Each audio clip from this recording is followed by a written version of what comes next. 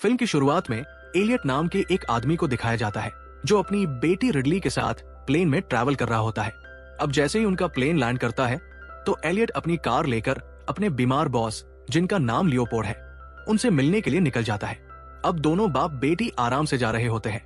तभी रास्ते में एलियट को लियोपोल्ड की कॉल आती है।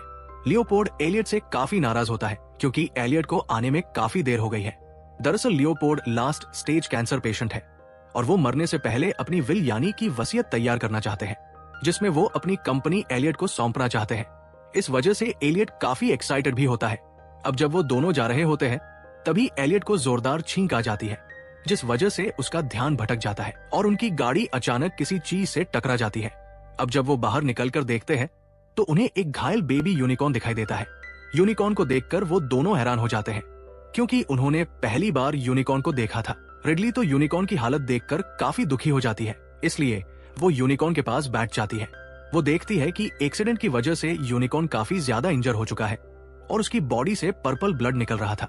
अब जब वो दोनों उस घायल यूनिकॉर्न को देख रहे थे तभी अचानक यूनिकॉर्न का सींग चमकने लगता है और जैसे ही रिडली उसे छूती है तो वो किसी दूसरी दुनिया में पहुंच जाती है। वहां का अनुभव अद्भुत था, लेकिन किसी की चीख सुनकर वो वापस आ जाती है। वो देखती है कि उसके पिता यूनिकॉर्न को मार रहे हैं ताकि वो और ना तड़पे। अब रिडली को ये सब अच्छा नहीं लगता, इसलिए वो अपने पापा से कहती है कि हम इसे अपने साथ लेकर चलते हैं। अब एलियट भी मान जाता है। इसके बाद वो दोनों यूनिकॉर्न की बॉडी को अपनी कार में रखकर वहां से निकल जाते हैं। थोड़ी देर बाद वो लियोपोल्ड के घर पहुंच जाते हैं। एलियट को देखकर लियोपोल्ड काफी खुश होता है। इसके बाद एलियट अपने बॉस के साथ मीटिंग करता है, जहां लियोपोल्ड एलियट से कहता है कि मैं जानता हूँ कि अब मेरे पास ज्यादा समय नहीं है, इसलिए मरने से पहले मैं अपनी कंपनी एक जिम्मेदार इंसान को सौंपना चाहता हूँ और मैं ये बात जानता हूँ कि तुम एक रिस्पॉन्सिबल इंसान हो और कंपनी की जिम्मेदारी अच्छे से हैंडल कर सकोगे। अब वो पेपर साइन करने लगते हैं, लेकिन वो रुक जाते हैं और एलियट से कहते हैं कि मैं थोड़ा और समय तुम दोनों के साथ स्पेंड करना चाहता हूँ, इसके बाद मैं इन पेपर पर साइन कर दूंगा। वहीं दूसरी तरफ रिडली अपने कमरे में जाती है और वहां जाकर वो फ्रेश होने लगती है। इसके बाद वो अपना मुंह धोती है क्योंकि उसके फेस पर यूनिकॉर्न का पर्पल ब्लड लगा हुआ था। अब जैसे ही वो अपना फेस साफ करती है तो वो देखती है कि उसके पर जितने भी पिंपल और डार्क स्पॉट थे वो अचानक से गायब हो गए हैं और अब उसका फेस बिल्कुल क्लीन हो चुका था। ये सब देखकर रिडली को समझ नहीं आता कि अचानक से उसके पिंपल कहाँ गायब हो गए, लेकिन तभी वो यूनिकॉर्न के बारे में सोचने लगती है तो उसे एहसास होता है कि उसके पिंपल यूनिकॉर्न के ब्लड से ठीक हो गए हैं। अब यूनिकॉर्न के बारे में सोचकर वो भागते हुए अपने पापा के पास जाती है और उनसे कहती है कि हमें यहाँ से जाना होगा, लेकिन एलियट कहता है कि अभी उसके बॉस ने उन्हें जाने के लिए नहीं कहा है, इसलिए वो अभी नहीं जा सकते। इसके बाद वो कुछ डॉक्यूमेंट देखने लगता है, लेकिन उसे चश्मे में साफ दिखाई नहीं देता। इसके बाद वो अपने चश्मे साफ करने लगता है, लेकिन फिर भी उसे साफ दिखाई नहीं देता। अब वो चश्मे हटाकर देखता है तो उसे सब कुछ साफ दिखाई देने लगा था, यानी कि यूनिकॉर्न के ब्लड की वजह से अब उसकी आंखें भी ठीक हो गई थी। तभी उन्हें बाहर से शोर सुनाई देता है। वो दोनों दौड़कर बाहर जाते हैं तो देखते हैं कि यूनिकॉर्न जिंदा हो चुका है और वो गाड़ी की खिड़की तोड़कर वहां से निकलने की कोशिश कर रहा है, लेकिन तभी एक बॉडीगार्ड उसे देखकर डर जाता है और डर की वजह से वो यूनिकॉर्न पर गोली चला देता है। अब सभी लोग वहां आ जाते हैं। वो सब यूनिकॉर्न को देखकर हैरान हो जाते हैं। अब एलियट सोचता है कि उसे सबको सच बता देना चाहिए, इसलिए वो सबको उस यूनिकॉर्न के बारे में बताता है। वो अपने बॉस को सारी बात बताते हुए कहता है कि इस यूनिकॉर्न के ब्लड की वजह से उसकी आंखें बिल्कुल ठीक हो गई है। रिडली भी बताती है कि यूनिकॉर्न के खून की वजह से उसके चेहरे के सारे दाग ठीक हो गए हैं। अब उन दोनों की बातें सुनकर लियोपोल्ड को लगता है कि शायद यूनिकॉर्न उसके कैंसर को भी ठीक कर सकता है, इसलिए वो यूनिकॉर्न के खून से इलाज कराने की योजना बनाता है। इसलिए वो यूनिकॉर्न को अपने पास रख लेते हैं। वही रात के समय एलियट रिडली से पूछता है कि जब रिडली ने यूनिकॉर्न के सींग छुए थे तो उस समय उसे क्या महसूस हुआ था। इस पर रिडली उसे बताती है कि जब उसने यूनिकॉर्न के सींग को टच किया तो वो एक अलग ही दुनिया में चली गई थी, जो इस दुनिया से काफी अलग थी। रिडली आगे कहती है कि हमें यूनिकॉर्न को इन लोगों को नहीं देना चाहिए था, क्योंकि ये लोग काफी लालची है और हो सकता है कि ये लोग यूनिकॉर्न का गलत इस्तेमाल करें, इसलिए हमें यूनिकॉर्न को बचाना चाहिए। इस पर एलियट उससे कहता है कि वो अभी ऐसा कोई काम नहीं कर सकता जिसकी वजह से उसका बॉस उससे नाराज हो जाए और उसका प्रमोशन रुक जाए। ये सुनकर रिडली दुखी हो जाती है, क्योंकि उसे फील होता है कि उसके पापा को यूनिकॉर्न की जान से ज्यादा अपने प्रमोशन की चिंता है। अब वो अपने पिता से गुस्सा हो जाती है और उन्हें अपने रूम से बाहर निकाल देती है। वही जब एलियट रूम से बाहर आता है तो लियोपोल्ड के बेटे स्पर्ड से मिलता है। स्पर्ड एलियट से कहता है कि अब बहुत जल्द हम लोग और अमीर बनने वाले हैं और ये सब आपकी वजह से होगा। वही रिडली अपने रूम में अपनी माँ की फोटो देखकर उन्हें याद करने लगती है।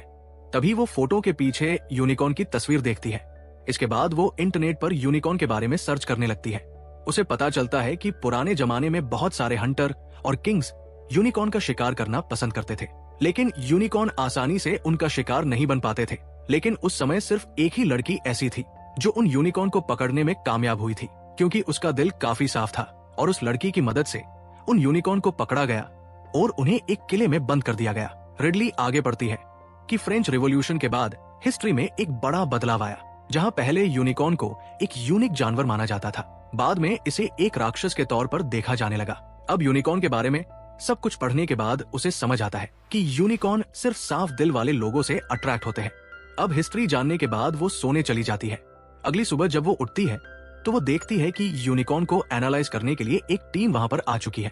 कुछ देर बाद यूनिकॉर्न, एलियट और रिडली तीनों को लैब में ले जाया जाता है, जहां पर उन तीनों के टेस्ट किए जाते हैं। टेस्ट करने के बाद डॉक्टर उन्हें बताते हैं कि यूनिकॉर्न के सींग का पाउडर कई बीमारियां ठीक कर सकता है, क्योंकि इसके अंदर काफी सारी एंटीबायोटिक चीजें हैं। अब इतना सुनने के बाद बॉस कहता है कि सबसे पहला एक्सपेरिमेंट उसके ऊपर होना चाहिए, क्योंकि वो वैसे भी मरने वाला है और अगर ये एक्सपेरिमेंट फेल भी हो गया तो किसी का कोई नुकसान नहीं होगा। अब उसके ऊपर एक्सपेरिमेंट शुरू कर दिया जाता है। कुछ देर बाद ही वो चमत्कारी रूप से ठीक हो जाता है। उसका कैंसर पूरी तरह से ठीक हो चुका था, साथ ही उसकी बॉडी में जितनी भी वीकनेस थी वो भी गायब हो जाती है। अब ये देखकर बॉस एलियट से काफी खुश होता है। वो एलियट से कहता है कि आज तुम्हारी वजह से मैं बिल्कुल ठीक हो चुका हूँ। अगर तुम इस यूनिकॉर्न को यहाँ नहीं लाते तो मैं कभी ठीक नहीं हो पाता। अब बॉस एलियट को अपना पार्टनर बना लेता है। एलियट भी काफी खुश होता है। अब लियोपोल्ड यूनिकॉर्न को हेडक्वार्टर ले जाने की तैयारी करता है, क्योंकि अब वो यूनिकॉर्न के ब्लड से खुद को जवान बनाना चाहता था। वो डॉक्टर सॉन्ग से कहता है कि अब तुम लोग यूनिकॉर्न के ऊपर और ज्यादा रिसर्च करना और ये जानने की कोशिश करो कि यूनिकॉर्न के ब्लड से हमें और क्या क्या फायदे हो सकते हैं। अब सब लोग बॉस को देखकर खुश होते हैं, लेकिन रिडली अभी भी काफी परेशान होती है। वो सबको यूनिकॉर्न की हिस्ट्री बताना चाहती है, लेकिन कोई भी उसकी बात पर ध्यान नहीं देता, क्योंकि सब लोग अपने नए प्रोजेक्ट में काफी बिजी होते हैं। अब वो लोग यूनिकॉर्न के ब्लड को पीने लगते हैं। रिडली को ये सब अच्छा नहीं लगता, इसलिए वो सबको यूनिकॉर्न की हिस्ट्री बताने लगती है। वो बताती है कि आज से कई सालों पहले तक यूनिकॉर्न को राक्षस माना जाता था और जो कोई भी यूनिकॉर्न का शिकार करता या फिर उसके साथ कुछ गलत करता तो उस इंसान के साथ कोई ना कोई अनहोनी हो जाया करती है।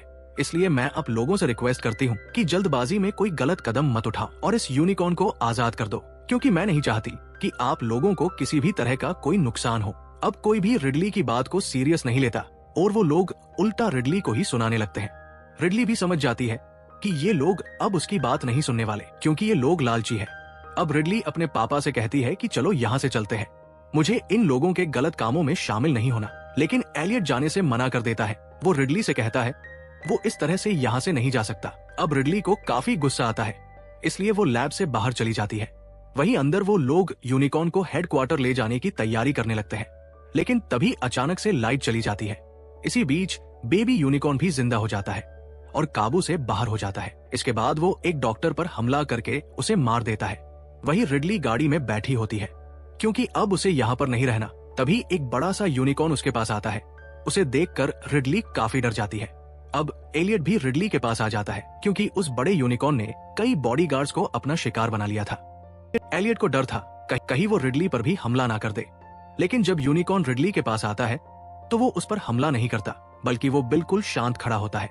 वो अपना सिंग रिडली की तरफ करता है, जो तेज रोशनी की तरह चमक रहा था। अब रिडली उसे टच करने ही वाली थी, तभी एक गार्ड उस पर हमला कर देता है, जिस वजह से यूनिकॉर्न वहां से भाग जाता है।